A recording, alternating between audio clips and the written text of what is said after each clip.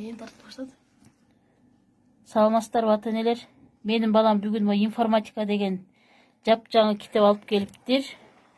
2018-жылы басылып чыккан китеп экен мына. Ана минтип эле ачып көрөйүнчү десем эле момундай ушундукту экен. Оң жагынан китептин аягын башына кылып коюшуптур. Анан эмне болду деп кандай кайра биягынан кылсам, мына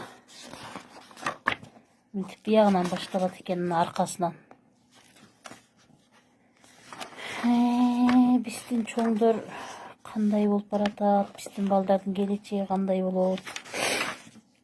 Ойлонуп отуруп коркосуң дагы, ыйлагың да келет. Биздин чоңдор ушундай болуп калган го дейм. Башы бутуна барып, буту башына келип калышканбы дейм да, эми карагыла муну. Ушундай экен ата-энелер. Буга ушундай жаңы китептерге 25 сомдон аренда экен, арендасын берет экенбиз. Саламатсыздарбы? Бүгүн мен необычный башкача комуз менен ырдайын деп чечтим. Аны мага Эрлан деген досум алып берген. Мынакей.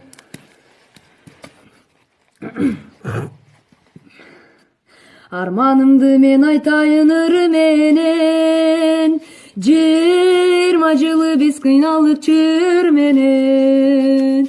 Чоңдорумдан суранайын бир жолу, чек араны тосуп койчу ызым менен. Тажиктердин чек арасы ызым болуп, а биздики кулап калат чың болуп. Арман башым дүнүйөң айлаган чаң үйүмө, айланайын Эрлан досом, арбалайын мага бир жолу.